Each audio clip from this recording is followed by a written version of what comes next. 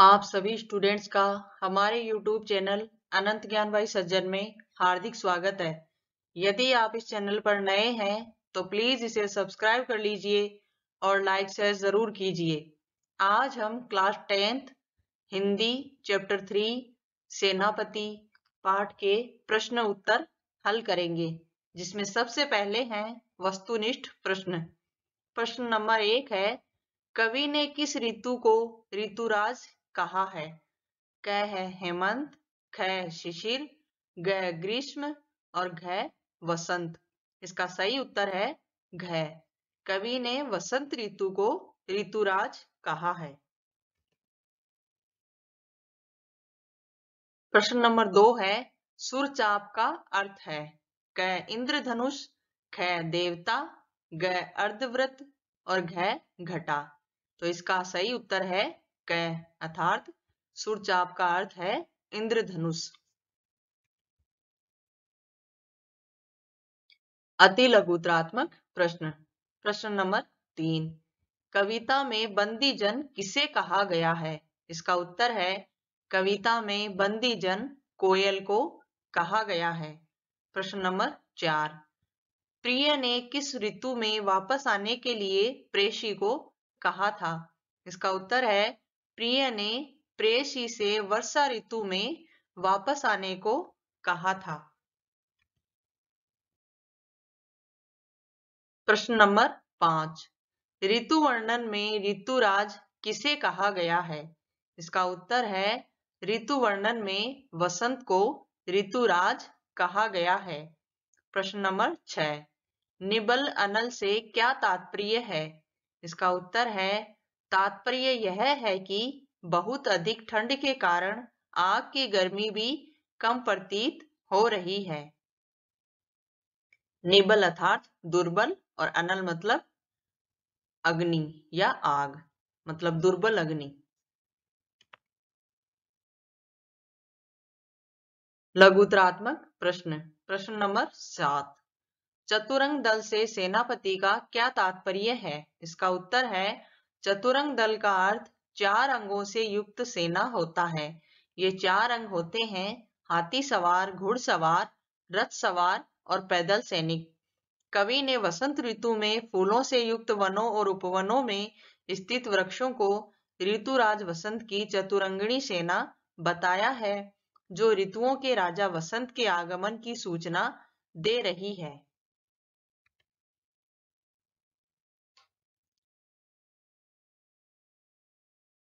प्रश्न नंबर 8, सावन के माह में कामदेव नायिका को परेशान कैसे कर रहा है? इसका उत्तर है, सावन का महीना आते ही आकाश में काली घटाएं घिर आई हैं, बार बार बिजली चमक रही है और बादल भयंकर दवनी में गरज रहे हैं। कोयल, मोर आदि पक्षी कलरव कर रहे हैं। नन्ही बूंदों से शीतल पवन चल रही है। ऐसे वातावरण में प्रेयसी को कामदेव के प्रभाव से विरह रूपी बुखार चढ़ आया है। वह प्रिय से मिलने को तरस रही है।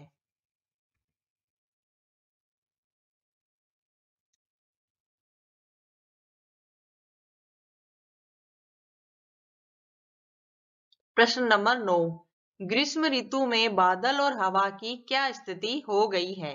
इसका उत्तर है, कवि सेनापति ने छंद में ग्रीष्म और वर्षा ऋतुओं का सलेस अलंकार के माध्यम से एक साथ वर्णन किया है। ग्रीष्म ऋतु आने से धरती और आकाश तप रहे हैं और गर्म हवा आग की लपट के समान होकर शरीर को झुलसा रही है। सभी लोग ग्रीष्म के ताप से व्याकुल होकर बादलों की शीतल छाया की चाह करते हुए व्याकुल हो रहे हैं। निबंधात्मक प्रश्न। प्रश्न नंबर 10, सेनापति का ऋतु वर्णन हिंदी साहित्य में अनूठा क्यों है? इसका उत्तर है, हिंदी के कवियों में सेनापति अपने प्रकृति वर्णन के लिए प्रसिद्ध रहे हैं। सेनापति रीतिकाल कवि थे।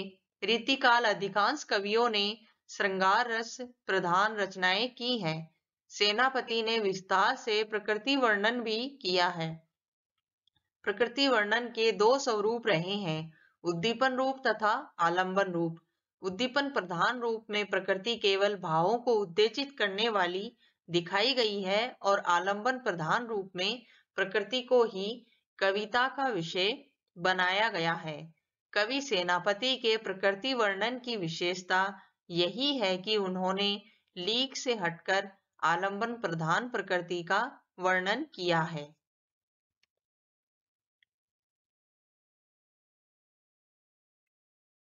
इसका उत्तर आगे भी है। सेनापति ने सभी ऋतुओं का विविधतापूर्ण चित्रण किया है। सभी ऋतुओं के दृश्यों का विस्तार और सजीवता से वर्णन हुआ है। इस वर्णन में सेनापति के सूक्ष्म निरीक्षण का परिचय मिलता है। वह ऋतुओं का शब्द चित्र उपस्थित करने में निपुण है। हमारी पाठ्य पुस्तक में सेनापति के प्रकृति वर्णन पर आधारित 4 कवित्त संकलित हैं। इनमें वसंत, ग्रीष्म और वर्षा का श्लेष अलंकार पर आधारित संयुक्त वर्णन तथा वर्षा और शीत ऋतु का वर्णन सम्मिलित है। इनमें सेनापति के प्रकृति वर्णन की सभी विशेषताएं विद्यमान हैं। प्रश्न नंबर 11। पठित काव्यांश के आधार पर शीत ऋतु का वर्णन कीजिए। इसका उत्तर है, शीत ऋतु ने अपनी प्रबल सेना के साथ जगत पर आक्रमण किया तो आग की शक्ति क्षीण हो गई और सूर्य का ताप भी ठंडा पड़ गया। बर्फ जैसी ठंडी वायु चलने लगी है जो शरीर में तीर की भांति चुभ रही है।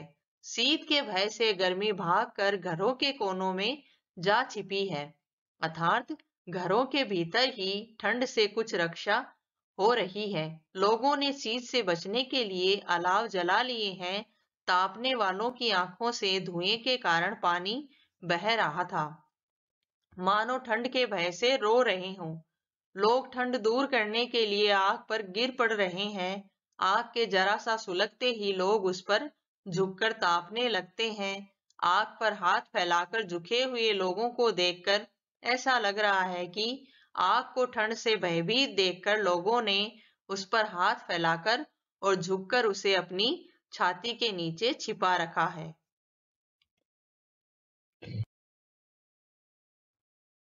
प्रश्न नंबर 12। वसंत ऋतु के सौंदर्य पर विस्तृत टिप्पणी लिखिए। इसका उत्तर है, वसंत को ऋतुराज अर्थात ऋतुओं का राजा कहा गया है। शीत ऋतु के पश्चात वसंत ऋतु के आगमन से ऐसा लग रहा है मानो शीत को पराजित करने और जीव जगत को आनंदित करने के लिए ऋतुओं के राजा वसंत ने चतुरंगिणी सेना सजाकर चढ़ाई कर दी हो। राजा वसंत के स्वागत में कोयल रूपी बंदीजन उसका गुणगान करने लगे हैं। भोरों की गुंजार के रूप में राजा के मनोरंजन के लिए गायकों द्वारा गीत गाए जा रहे हैं। चारों ओर छाई फूलों की सुगंध सोने में सुगंध का दृश्य उपस्थित कर रही है। सरसों के पीले खेत राजा के स्वागत में बिछे सुगंध से युक्त सोने के बिछोने हैं। इस प्रकार वसंत के स्वागत में आज धरती पर चारों ओर शोभा छाई हुई है और सभी प्रकार की सुखदायी साज सज्जा दिखाई दे रही है।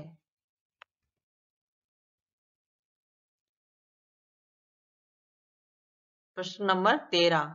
निम्नलिखित पंक्तियों की सप्रसंग व्याख्या कीजिए। क बरन बरन तरु फूले उपवन वन आवत वसंत ऋतुराज कहियुत हूँ। और ख है, शीत को प्रबल सेनापति कोपी चढ़्यो दल छतिया की छाह राख्यो पाउक छिपाई के। इन दोनों ही पदों की व्याख्या आप हमारे पिछले वीडियो में देख सकते हैं। इसी के साथ हमारी कक्षा यहीं समाप्त होती है। इस वीडियो को देखने के लिए आपका बहुत धन्यवाद और प्लीज लाइक, शेयर एवं सब्सक्राइब जरूर कीजिए।